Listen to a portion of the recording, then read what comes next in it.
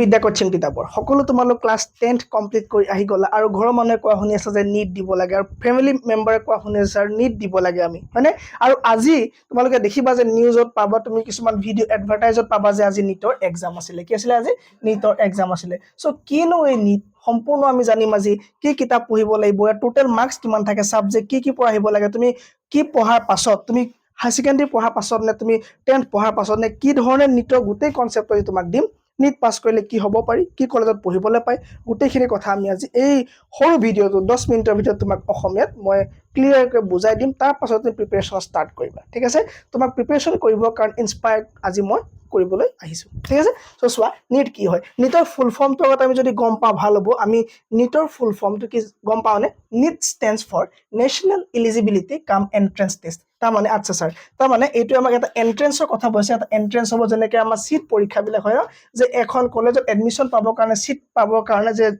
যি ধৰণে আমাৰ এক্সাম বিলাক হয় সেই ধৰণৰ এটা এক্সাম ইয়েস স্যাৰ এক্সাম হয় সো কি পঢ়িবৰ কাৰণে এই এক্সামটো টাইম বহিব লাগে সো দেখিছা তুমি এডাল কি লাগি আছে থাম্বনেলখন তুমি দেখিছা এডাল তোমাৰ কি লাগি আছে ডক্টৰ বিলাকে যে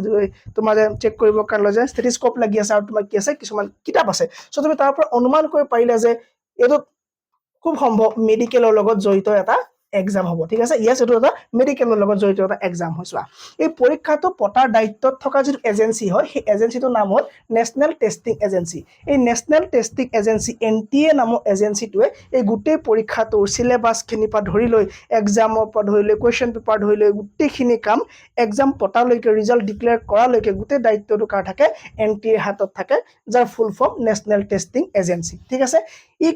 ই কিহৰ কাৰণ এক্সাম পাতে এডমিশন কৰিবৰ কাৰণে code sir undergraduate medical and dental courses like MBBS BDS and Ayush programs like BAMS BUMS তুমি মানে তুমি গম পাবলগীয়া কথাটো হ'ল যে মানে এই সম্পূৰ্ণ মেডিকেল লাইনৰ লগত জড়িত এটা এক্সাম কি হয় স্যাৰ মেডিকেল লাইনৰ লগত জড়িত এটা এক্সাম হয় তাৰ মানে তুমি এইটো পৰীক্ষা তুমি দিলে মানে মেডিকেল কলেজত সিট পাবা যাৰ পৰা তুমি পঢ়ি পেলাই পাস আউট হলে তুমি কি পাবা ডক্টৰছ হ'ব পাৰিবা কি হ'বা তুমি ডক্টৰছ হ'ব পাৰিবা ঠিক আছে সো এই গোটেই কথাখিনি চাও আমি কি সিলেবাস থাকিব কি পঢ়িব লাগিব কিমান টান টোটাল মার্কস কিমান থাকিব বহুত বেছি চিন্তা কৰিবলৈ একো নাই একেবাৰে সহজ সোৱা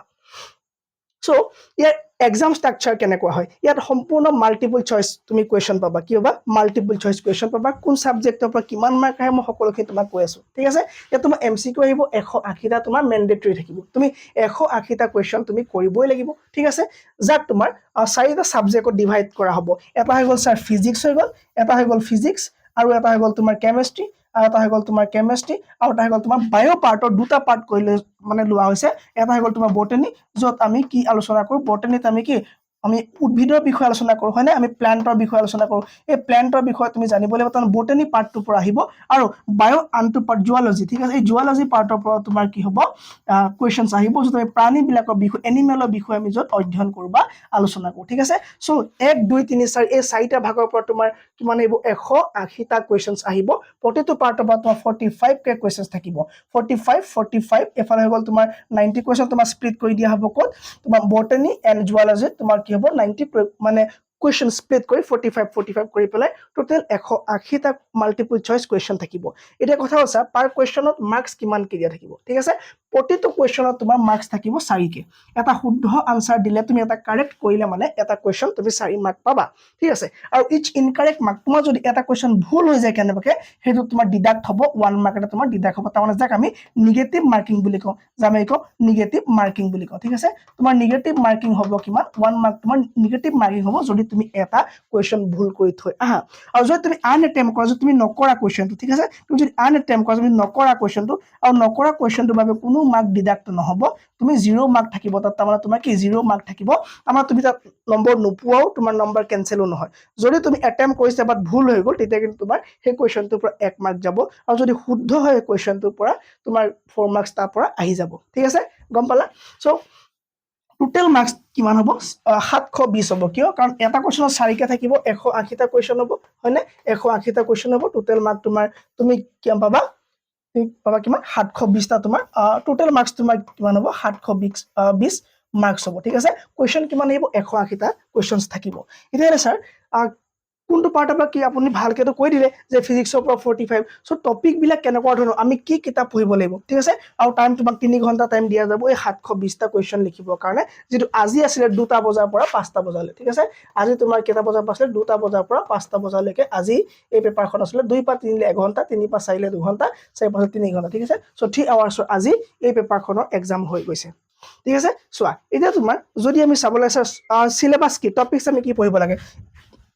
তুমি যদি 10th পাস কৰি এতিয়া ফাৰ্স্ট ইয়াৰ এডমিশন কৰিলা আৰু তুমি সায়েন্সত লৈছা ঠিক আছে আৰু সায়েন্সৰ কাৰণে এটো এক্সাম আৰ্টছৰ কাৰণে নহয় ঠিক আছে তুমি যদি সায়েন্সত লৈছা তাৰ মানে তুমি 11 and 12 তুমি নাভাইবা যে এই 11 টো যেনতেনে পাস কৰিলে হ'ব তেতিয়া মোৰ আৰু চিন্তা ঠিক আছে সো এই এক্সাম তুমি যদি দিম বুলি ভাবিছা তোমাৰ কাৰণ 11th যিখিনি বুক আৰু 12th ৰ যিখিনি বুক ঠিক আছে ফিজিক্স কেমিষ্ট্ৰি বায়োলজি দুটা পাৰ্ট এই দুটা পাৰ্ট তুমি একদম ধুনিয়াকৈ পঢ়িলে এই এক্সামটোৰ কাৰণে তুমি ৰেডি হ'ব পাৰিবা কিছুমান ষ্টুডেন্টে কি কৰে আফটাৰ হাই সেকেন্ডাৰী তেওঁলোকে গেপ দি দিয়ে আৰু গেপ দি পেলাই এই এক্সামটোৰ প্ৰিপাৰেচন কৰে আৰু এই এক্সামটোত কি আহে এই দুটা ক্লাছৰ গোটেই বস্তুখিনি আহে ঠিক আছে তাৰ কাৰণে তুমি কি কৰিব লাগিব এই গোটেইখিনি বস্তু তুমি চাই দিয়া তুমি আকৌ এটা গেপ দিব দৰকাৰ নাই তুমি ভালদৰে এইখিনি আয়ত্ত কৰা পুৰা প্ৰপাৰ নোট ফাৰ্স্ট ইয়াৰ পৰা তোমাৰ যিখিনি নোটছ হ'ব সেই নোটখিনি তোমাৰ লগত ৰাখা তাৰ পৰা তুমি কিছুমান শৰ্ট নোট বনাই ৰাখা তুমি ৰিভিজনৰ কাৰণে এক্সট্ৰা নোট কৰি ৰাখা ঠিক আছে যিখিনি এমসিকিউ যেতিয়া তোমাৰ কলেজৰ পৰা প্ৰাইভেটত পঢ়িছা বা হাই সেকেন্ডাৰী বা তুমি গভটত পঢ়িছা যতে পঢ়িছা কোনো মেটাৰ নকৰে তুমি যিমান টাইম দিছা সেইটোৱে তোমাৰ ঠিক আছে সো তুমি টাইম দিয়া লগে লগে তুমি কি হ'ব নোটখিনি প্ৰপাৰলি বনোৱা ঠিক আছে তোমাৰ যিখিনি স্কুলত তোমাৰ যিখিনি কলেজত নোট দিব সেই নোটখিনি তুমি কৰা ধুনিয়াকৈ আকৌ ঘৰত আহি লিখা তাৰ পৰা তুমি ৰিভিজনৰ কাৰণে এক্সট্ৰাকৈ নোট বনোৱা প্ৰতিটো চেপ্টাৰৰ প্ৰতিটো সাবজেক্টৰ নোট বনাই পেলাই এইখিনি ৰাখি থোৱা কাৰণ 2 বছৰৰ পাছত তোমাৰ নিট এক্সাম আহি আছে তো তেতিয়া তোমাৰ এইখিনি গোটেই বস্তু লাগিব সো বেসিক্যালি কি হ'ব 11 ৰ পৰা তোমাৰ ক্লিয়াৰ মেকানিজম পাৰ্টটো বহুত ইম্পৰ্টেন্ট হৈ গ'ল থাৰ্মোডাইনামিক্স ভেৰি ইম্পৰ্টেন্ট ওয়েভছ ইম্পৰ্টেন্ট হৈ গ'ল ঠিক আছে সেই ধৰণে ফিজিক্সৰ পৰা 12ত তোমাৰ থাকিব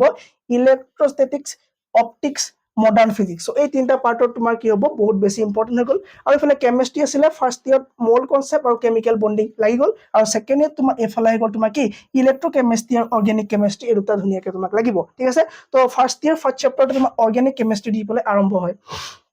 নেক্সট তোমাৰ বায়োলজি তোমাৰ মেইন বস্তু হৈ গ'ল তোমাৰ সেল স্ট্ৰাকচাৰ প্লেনেট ফিজিওলজি এফালে আহি গ'ল তোমাৰ genetics human physiology and ecology so এই গিটা পাৰ্টহে মাত্ৰ আৰু এই গিটা পাৰ্ট তুমি পঢ়াৰ লগতে প্ৰিভিয়াস ইয়াৰ নিটৰ এমসিকিউজ বিলাক তুমি এটেম্প কৰা আৰু ক'ত পাবা সেইখিনি মই দিছো ধুনিয়াকৈ তুমি সেইখিনি চাই লোৱা সো সিলেবাস ক্লিয়াৰ হৈ গ'ল কি পঢ়িব লাগিব তুমি চোৱা এতিয়া তো মেইনলি কি ফলো কৰে এই এক্সামটোত স্যাৰ এই এক্সামটোত মেইনলি ফলো কৰা বস্তু কেইটা হ'ল এনসিইআৰটি কি হ'ব এনসিইআৰটি আৰু তোমাৰ বুকস বিলাক আৰু এনসিইআৰটি ওপৰতে বেস্ট আছে তো 11 and 12 এই দুটা তোমাৰ বহুত বেছি ইম্পৰ্টেন্ট ইয়াৰ পৰা 90% কভাৰ কৰি তোমাৰ দিব ঠিক আছে তো ফিজিক্সত তোমাৰ মই কলো যে তুমি যদি ফিজিক্সৰ কনসেপ্টৰ কাৰণে তুমি বুকস পঢ়িব খোজা ঠিক আছে তুমি যদি কনসেপ্টৰ কাৰণে তুমি বুকস পঢ়িব খোজা তুমি এইবিলাক বুকস ল'ব পাৰা এসসি বাৰ্মাৰ কিতাপ ঠিক আছে কি নাম excellent for theory and problem solving ঠিক আছে objective physics for NEET by DC Pandey তুমি এখন কিতাপ perfect for MCQ practice chemistry কাৰণ তুমি physics chemistry by OP Tandon strong for numericals and theory ঠিক আছে আৰু এলিমেন্টাৰি প্ৰবলেমস ইন অৰ্গানিক কেমিস্ট্ৰি বাবে তোমাৰ বাই এম.এ. চৌহানৰ বেস্ট ফৰ মাস্টাৰিং অৰ্গানিক ৰিএকশনস ল'ব পাৰা ঠিক আছে এই তুমি ৰেফাৰেন্সৰ কাৰণে এইখিনি বুক তোমাক বহুত বেছি ইম্পৰ্টেন্ট হ'ব NCERT chemistry read every line specially for inorganic chemistry biology কাৰণে তোমাক কি আহিব Trueman's objective biology comprehensive MCQs and quick revision ঠিক আছে ওকে তো গোটেই বুকৰ ডিটেইল দিছো আৰু পিডিএফ টো তুমি আমাৰ এপটো যদি ডাউনলোড কৰিছা তুমি ডাউনলোড কৰিলে বিদ্যা কৰিম কিতাপৰ এই এপটো তুমি এই ক্লাছটো আজি এই মই যিখিনি দিলো সো এই গোটেই কন্টেন্টটো তুমি ক'ত পাবা সেই এপটো ফ্ৰী অফ কষ্ট ডাউনলোড কৰি ল'ব পাৰিবা ঠিক আছে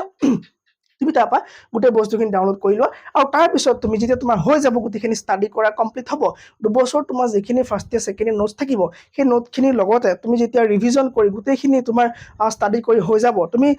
পঢ়াৰ লগতে ফাৰ্স্ট ইয়াৰ সেকেন্ড ইয়াৰ চলি থাকিব তুমি তেতিয়া এই বুকছখিনিৰ লগতে কি কৰিবা লগত ৰাখিবা আৰু তুমি পঢ়াটো কন্টিনিউ কৰি ৰাখিবা আৰু শেষত তুমি কি কৰিবা প্ৰেক্টিছৰ কাৰণে আৰিহান্সৰ 35 ইয়াৰ্ছৰ নিট প্ৰিভিয়াছ ইয়াৰ যিবোৰ কুৱেশ্যন পেপাৰ আহিব সেই কুৱেশ্যন পেপাৰবোৰ সলভ কৰাত কামত লাগি যোৱা আৰু বিভিন্ন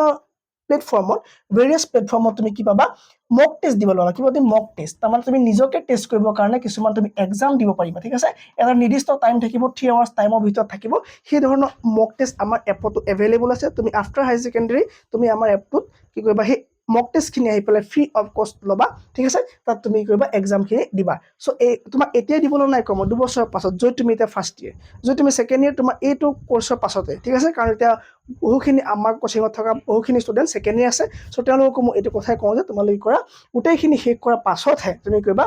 মক টেষ্টখিনি দিবা 35 ইয়াৰ্ছৰ কেনেকুৱা প্ৰশ্ন হৈছিল তুমি চাবা ঠিক আছে চ' গোটেইখিনি এতিয়া তুমি গম পালা এতিয়া এপ্লাই এইবিলাক ছাৰ কেতিয়া হয়নো ঠিক আছে এইবিলাক এপ্লাই আমি কেনে কৰিব লাগিব চ' এপ্লাই কৰিবৰ কাৰণে তোমাৰ NEET.nta.nic.in নামৰ এটা ৱেবছাইট আহিব এই ৱেবছাইটত তোমাৰ ফেব্ৰুৱাৰী মাৰ্চ এই দুটা মাহৰ ভিতৰতে তোমাৰ এপ্লিকেশ্যনবিলাক অপেন কৰি দিয়া হয় অনলাইন এপ্লাই তুমি কৰিব লাগিব তাত তুমি গৈ পেলাই এপ্লাই কৰিবা আৰু এপ্লাই কৰি পেলাই কি কৰিবা তুমি ফৰ্ম ফিল আপ কৰিব লাগিব তাৰমানে ঠিক আছে আৰু ছাৰ ফিজবিলাক কেনেকুৱা থাকে তুমি যদি জেনেৰেল কাষ্ট হয় তুমি তাৰ কাৰণে 1700 টকা পেমেন্ট কৰিব তুমি এপ্লাই কৰিব লাগিব যদি তুমি জেনেৰেল EWS সাৰ্টিফিকেট থাকে ঠিক আছে তুমি যদি বেকৱাৰ্ড ক্লাছত মানে EWS মানে হ'ল তোমাৰ ইকনমিক্যালি উইকাৰ সেকশন ঠিক আছে তোমাৰ যদি তুমি যদি ইকনমিক উইক হয় তুমি যদি ইকনমিক্যালি উইক হয় তেতিয়া তোমাৰ এখন গভৰ্ণমেণ্টৰ ফালৰ পৰা এখন সাৰ্টিফিকেট দিব যাৰ নাই তেওঁলোকে বনাই ল'বা সোনকালে ঠিক আছে আৰু তুমি যদি OBC হয় বা NCL হয় নন ক্ৰিমিনেল হয় তুমি তেতিয়া 1600 টকা দিব লাগিব আৰু বেলেগ কাষ্টৰ কাৰণে তুমি 1000 rupees পে কৰি পেলাই ফি পে কৰি পেলাই এই পাৰ্টিকুলাৰ ৱেবছাইটত গৈ পেলাই ফেব্ৰুৱাৰী মাৰ্চ মাহৰ ভিতৰত তুমি কৰিবা এই এপ্লিকেশনটো তুমি ফুলফিল কৰিব পাৰিবা ঠিক আছে আৰু ইয়াত গৈ পেলাই তুমি যেতিয়া এপ্লিকেশন কৰিবা তাৰপৰা নিৰ্দিষ্ট সময়ত ডেট আহিব যিধৰণে আজি এক্সাম আছিল ঠিক আছে সো এই ধৰণে তোমাৰ এক্সাম হ'ব সো এক্সামৰ টাইম আপুনি কিমান ক'লে মই এক্সামৰ টাইম ক'লো আপোনাক 3 আৱাৰ্ছ তোমাক টাইম দিব 3 আৱাৰ্ছ টাইম দিব 720 তোমাৰ টোটেল নাম্বাৰ হ'ব ঠিক আছে এই 720 নাম্বাৰ ভিতৰত তোমাৰ 180 টা কি থাকিব তোমাৰ কোৱেশ্চনছ MCQ কি থাকিব 180 টা MCQs তোমাৰ থাকিব এই গোটেইখিনি তুমি এটেম্প কৰাৰ পাছত ইয়াৰ কাট অফ কেনেকৈ আহিব তোমাৰ কিমানে এপ্লাই কৰিছিল আৰু এভাৰেজ মাৰ্কস কিমান হেবিলাক পৰীক্ষা হোৱাৰ পাছত তোমাৰ কাট অফটো ডিক্লেয়াৰ হ'ব সো কাট অফ কিমান যাব কিনে ভাবাৰ কোনো দৰকাৰ নাই ট্ৰাই ইয়োৰ বেষ্ট 100% দিয়া ঠিক আছে ফাৰ্ষ্ট ইয়াৰ ছেকেণ্ড ইয়াৰ অলপো লিলিমাই নকৰিবা খেলিমেলি নকৰিবা ঠিক আছে বেয়া ধান্দাত নপৰিবা ঠিক আছে এই দুটা ইয়াৰ তুমি যদি অলপ কনসেন্ট্ৰেট কৰি দিয়া তোমাৰ নিট ওলাই যাব ধুনীয়াকৈ তোমাৰ কি ওলাই যাব নিট তোমাৰ কি হ'ব ধুনীয়াকৈ ওলাই যাব ঠিক আছে আৰু ওলাই যোৱাৰ পাছত তুমি কি প্ৰাইভেট আৰু গভৰ্ণমেণ্ট কলেজ বিলাকত তুমি মেডিকেলৰ কাৰণে তুমি সিট পাবা আৰু তাত তুমি পঢ়িবলৈ পাবা আৰু ইয়াত কমপ্লিট কোৰ্স কৰাৰ পাছত তোমাৰ কি MBBS এটসেট্ৰা যিবিলাক কোৰ্স আছে ন যিবিলাক ডিগ্ৰী আছে তুমি ডক্টৰেট মানে ডক্টৰ হ'ব কাৰণে তুমি এলিজিবল হৈ যাব ঠিক আছে আৰু ইয়াৰ কাৰণে তুমি কি কৰিব লাগিব স্যাৰ ইয়াৰ সবে এপ্লাই কৰিব পাৰিব নেকি নোৱাৰিব সায়েন্সৰ হ'ব লাগিব তোমাৰ সায়েন্সৰ নম্বৰ ভাল হ'ব লাগিব তুমি যদি জেনেৰেল কাষ্ট হয় তোমাৰ 50% অৰ এবভ তোমাৰ মাৰ্কস বহুত বেছি দৰকাৰ আৰু যদি আদাৰ কাষ্ট হয় তোমাৰ 40% এণ্ড এবভ পাৰ্সেন্টেজ মাৰ্ক তোমাৰ কি হ'ব সায়েন্সত বহুত বেছি দৰকাৰ হ'ব ঠিক আছে আৰু ইয়াক তুমি ধুনীয়াকৈ কি কৰা এতিয়াৰ পৰা প্ৰিপাৰেচন কৰিব লাগি যোৱা আশা কৰোঁ তুমি গোটেই নিটৰ ওপৰত গোটেইখিনি কনসেপ্ট বুজি পা যি জানিব বিচাৰিছিলা যদি আৰু কিবা জানিব লগা থাকি গ'ল কমেন্ট কৰি দিবা মই সেইটোৰ ওপৰত নেক্সট এটা তোমাক ভিডিঅ' কৰি দি দিম থ্যাংক ইউ ভেৰি মাচ আৰু যদি কোনোবা লগৰ জানিব খোজে তুমি শ্বেয়াৰ কৰি দিবা ঠিক আছে